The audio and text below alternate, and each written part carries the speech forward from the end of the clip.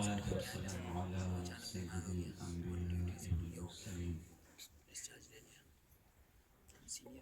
وعلى آله الطيبين الطاهرين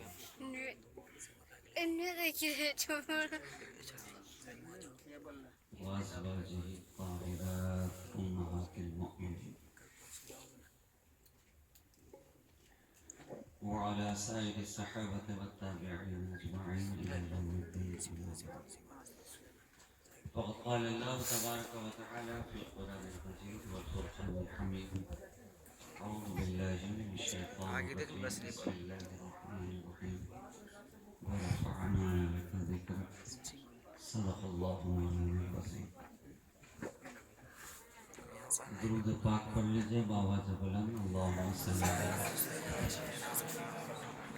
سیدنا محمد منزل الجود والکرم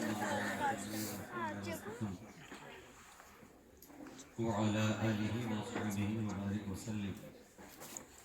صلاة وسلام دائما عليك يا رسول الله صلی اللہ تعالی علیہ وآلہ وسلم. حضرات گرامی، آپ نے مجھ سے قبل علماء کرام کی گفتگو سماعت کر لی ہے، اور جو باقی رہ گئے ہیں میرے بعد ان سے سن لیجیے گا. میں حصول برکت کی خاطر اور جس طرح آپ اس محفل پاک میں بیٹھ کر ذکر رسالت کے موتیوں کو اپنے دامن میں سمیٹ رہے ہیں، میں بھی اسی ذکر پاک کی سعادتیں برکتیں حاصل کرنے کے لیے آپ کے درمیان حاضر ہوں.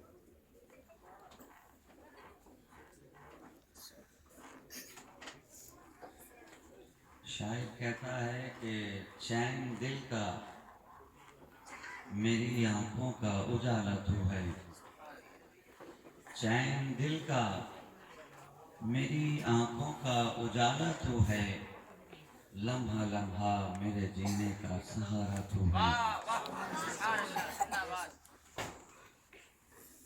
لمحہ لمحہ میرے جینے کا سہارا تو ہے، چین دل کا میری آنکھوں کا اجالا تو ہے. اور اگر عشق کی آنکھوں سے دیکھا جائے تو واقعی 3 منزلیں ہیں جو فنا فی الشیخ سے شروع ہوتی ہیں تو فنا فی الرسول تک پہنچتی ہیں، اور فنا فی الرسول سے منزل آگے طے کرتے ہیں تو فنا فی اللہ کی منزل کو پاتے ہیں.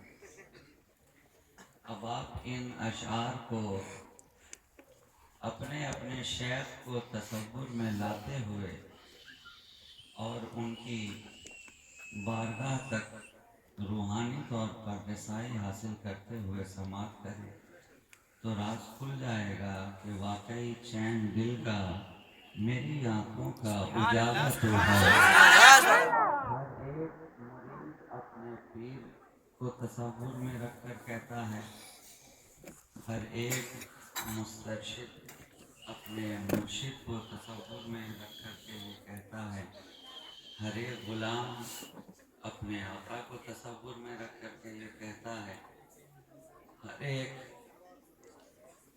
راہ سلوک کا سفر طے کرنے والا اپنے شیخ کو تصور میں رکھ کر کے یہ کہتا ہے کہ چین دل کا میری آنکھوں کا اجالا تو ہے، لمحہ لمحہ میرے جینے کا سہارا تو ہے.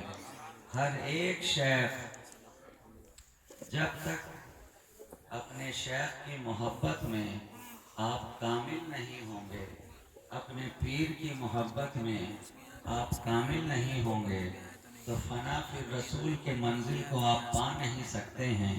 شیخ کی محبت کے بنا رسول کی بارگاہ کی محبت مکمل نہیں ہو سکتی، اور رسول کی بارگاہ کی محبت کے بغیر بارگاہ الہی کی محبت حاصل نہیں ہو سکتی. اس لیے کہ آقا نے فرما دیا ہے کہ آقا کی محبت ان کے گھر والوں کی محبت میں مضمر ہے، ان کے اصحاب کی محبت میں مضمر ہے۔ جو صدیق کا نہ ہو سکا وہ رسول کا ہو نہیں سکتا، جو فاروق کا نہ ہو سکا وہ رسول کا نہیں ہو سکتا، جو عثمان کا نہ ہو سکا وہ رسول کا نہیں ہو سکتا، اور جو علی کا نہ ہو سکا وہ رسول کا نہیں ہو سکتا۔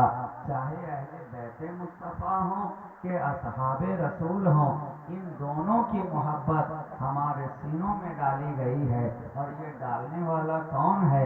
ہمارا شیخ ہی تو ہے۔ یہ بتانے والا کون ہے؟ یہ مشائخ طریقت ہی تو ہیں۔ اس منزل پر لے جانے والا کون ہے؟ یہ علماء صالحین کی جماعت ہی تو ہے۔ یہی وہ بارگاہ ہے کہ جن کی بارگاہ تک ہم پہنچتے ہیں تو صالحین ہمیں فنا فی شیخ کی منزلوں سے آشنا کراتے ہیں، اور جب ہم اس میں فنائیت حاصل کر لیتے ہیں تو پھر فنا فی رسول کی لذتیں ہمیں حاصل ہوتی ہیں، اور جو رسول کی محبت میں فنا ہو گیا وہی عشق خدا میں فنا ہو گیا۔ تو یہ تین منزلیں ہیں، کیٹیگری ہیں، یہ سیڑھی بائی سیڑھی ہے، زینہ بزینہ ہے۔ تو الحمدللہ ہم تو اہل سنت و جماعت سے تعلق رکھتے ہیں، ہمارے پاس ہمارا شیخ بھی ہے، ہمارا نبی بھی ہے، پیران طریقت بھی ہیں، رسول اعظم بھی ہیں، اور جب یہ ساری چیزیں سب کی محبت ہمیں حاصل ہے تو پھر اور کون سی محبت رہ گئی جسے حاصل کرنا باقی رہ گیا؟ نبی نے دنیا سے پردہ فرماتے ہوئے یہی تو ارشاد فرمایا تھا کہ میں تمہیں دو بھاری بھرکم چیزیں چھوڑے جا رہا ہوں، ایک کتاب اللہ ہے، ایک اہل بیت مصطفیٰ ہے۔ کتاب پڑھتے رہو، اہل بیت مصطفیٰ کو دیکھتے رہو، ادھر تلاوت کرتے رہو، ادھر زیارت کرتے رہو۔ گویا ہم سنیوں کے لیے دونوں نسخہ نبی نے دے دیا، تلاوت کا بھی زیارت کا بھی، اور ہم دونوں ساتھ ساتھ لے کر کے چلتے ہیں، ہے نا؟ قرآن کی تلاوت بھی کرتے ہیں اور نبی کے گھر والوں کی زیارت بھی کرتے ہیں۔ اس لیے تو جب موقع آتا ہے، خواجہ خواجگاں کا عرس کا موقع آیا تو اجمیر میں نظر آتے ہیں، موقع آیا تو مہرولی میں نظر آتے ہیں، موقع آیا تو دلی میں نظر آتے ہیں، موقع آیا تو کلیر میں نظر آتے ہیں، موقع آیا تو مارہرہ میں نظر آتے ہیں، موقع آیا تو دیوا میں نظر آتے ہیں، موقع آیا تو کچھوچھا میں نظر آتے ہیں، موقع آیا تو بھاگلپور میں نظر آتے ہیں، اور موقع آیا تو بریلی میں نظر آتے ہیں۔ یہ ساری محبتوں کے سلسلے ہیں، یہ ساری محبتوں کے سلسلے ہیں، اور ہم لوگ سب کے سب وسیلہ والے ہیں۔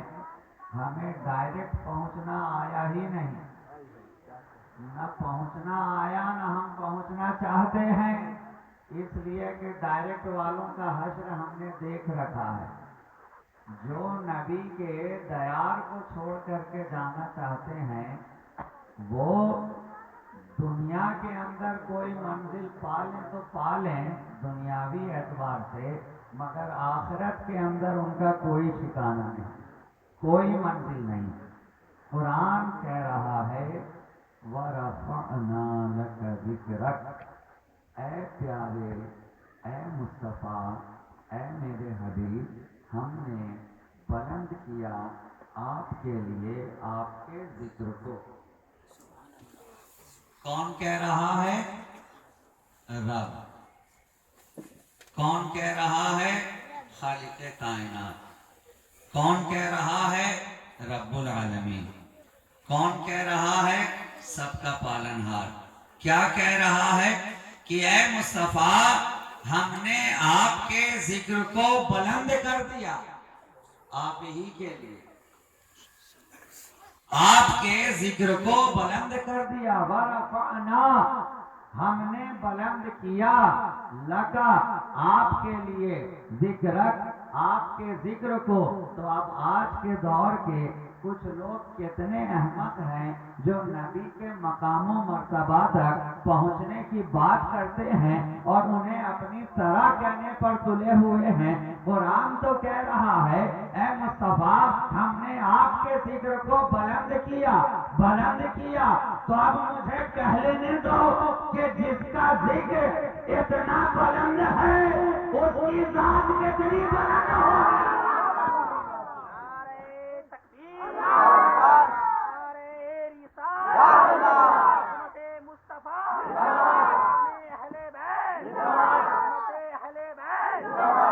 جس کے ذکر کی بلندی کا کوئی اندازہ نہ لگا سکا وہ ذات مصطفیٰ کی بلندی کا اندازہ کیا لگائے گا، کیا لگائے گا؟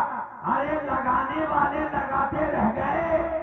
یہ تو 14 صدی بعد والے ہیں جو بارگاہ مصطفیٰ کے حاضر باش تھے، جو ساتھ ساتھ چلے، ساتھ ساتھ رہے، ساتھ ساتھ بیٹھے، ساتھ ساتھ منزلیں طے کرتے رہے، سفر میں رہے ساتھ، حضر میں رہے ساتھ، شجر میں رہے ساتھ، یاسر میں رہے ساتھ، خندق میں رہے ساتھ، احد میں رہے ساتھ، بدر میں رہے ساتھ، مکہ میں رہے ساتھ، مدینہ میں رہے ساتھ، کعبہ میں رہے ساتھ، میزاب پہ رہے ساتھ، ملتزم پہ رہے ساتھ، صفا پہ رہے ساتھ، مروہ پہ رہے ساتھ۔ اتنا ساتھ رہنے والے جب سیدنا ابو بکر کی بات آئی تو یہی کہنا پڑا اے نبی ہم نے آپ کی حقیقت کو جانا نہیں،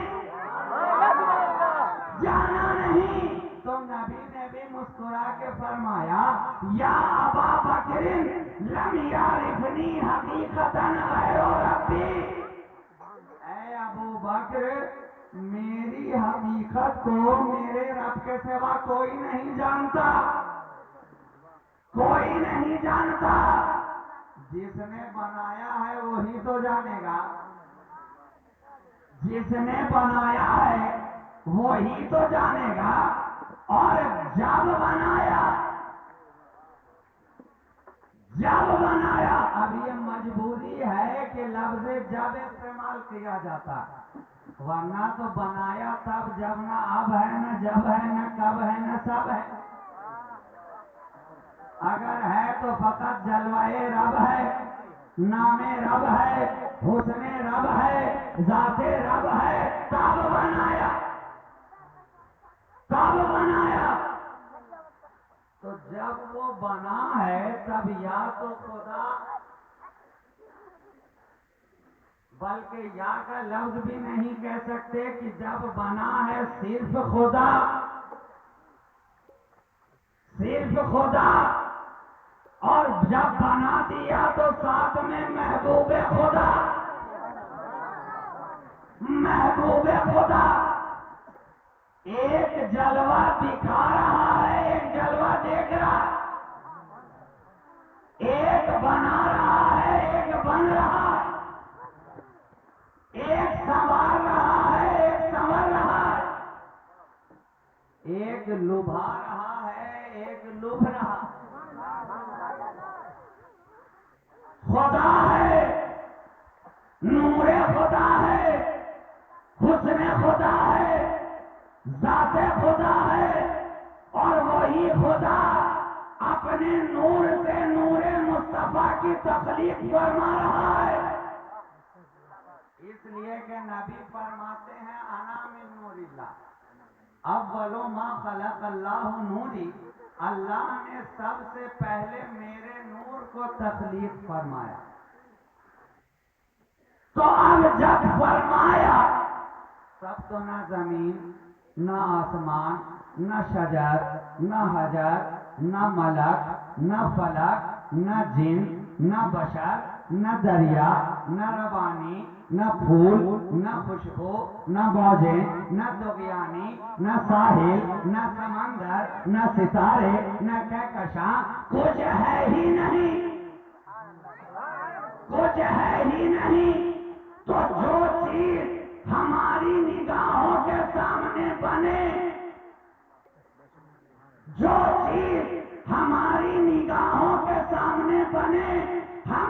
کی حقیقت کو بتا سکتے ہیں، لیکن جو شے اس زمانے میں بنی ہے جب دنیا کی کوئی نگاہ ہی نہیں ہے، اس کی حقیقت کو کوئی کیا بتائے؟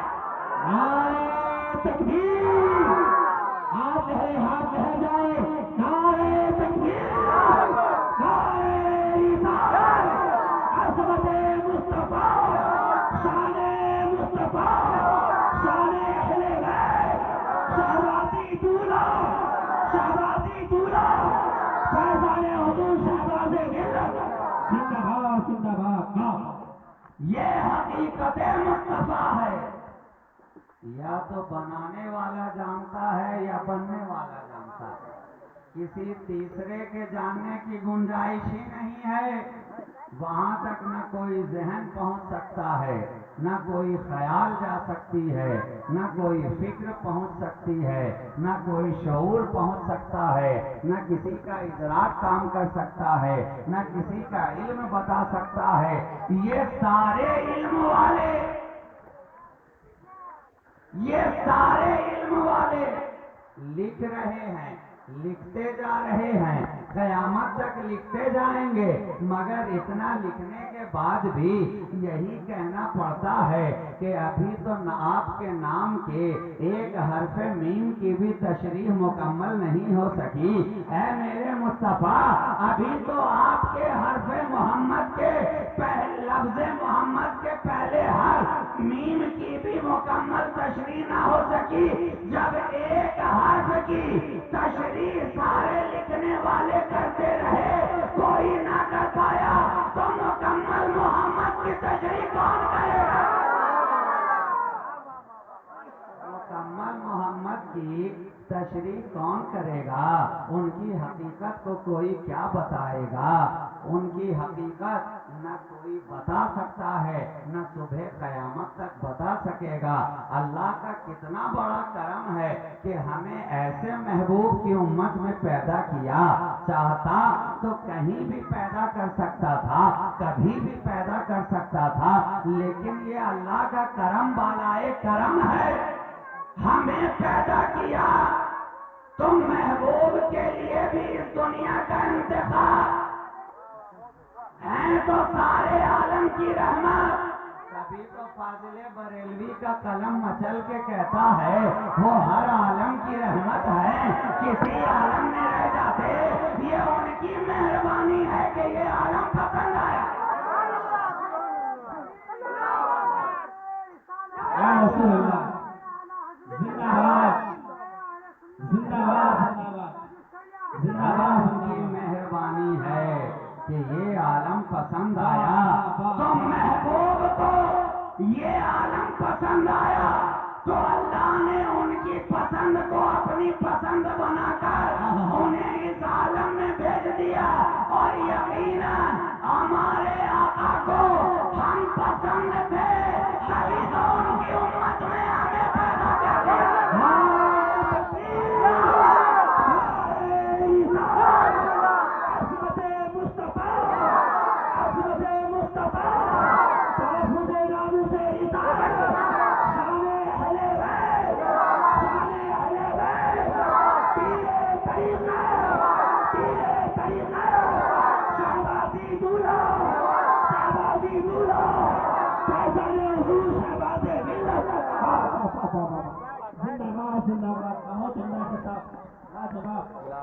ہمارے آقا کو اپنی امت پسند ہے، اپنی امت پسند ہے، تبھی تو پسند کرنے والے کہتے ہیں سب کی الگ الگ خوشی، سب کی جدا جدا پسند، لیکن میرے خدا کو ہے صورت مصطفیٰ پسند، خاک نجف پسند ہے، وادی کربلا پسند، راہ یہی نجات کی، مجھ کو یہ راستہ پسند۔ اور مجھ سے اگر کبھی خدا پوچھے تجھے ہے کیا پسند، کہہ دوں حسن حسین علی فاطمہ مصطفیٰ پسند، کہہ دوں حسن حسین علی فاطمہ مصطفیٰ پسند، تو یہ جو کچھ ہے سب اسی مصطفیٰ کا صدقہ ہے۔ آج اس بزم محبت میں ہم اور آپ بیٹھے ہیں، یہ بھی انہی کا صدقہ ہے، یہ بھی انہی کی عطا ہے، یہ بھی انہی کا لطف و کرم ہے۔ مولا کریم ہم سب کے سینوں میں محبوب خدا کی محبت عطا فرمائے اور عشق مصطفیٰ میں ہمیں جینے اور مرنے کا سلیقہ عطا فرمائے کہ محمد سے وفا تو نے تو ہم تیرے ہیں، یہ جہاں چیز ہے کیا لوح و قلم تیرے ہیں۔ وآخر دعوانا ان الحمدللہ رب العالمین۔ السلام علیکم۔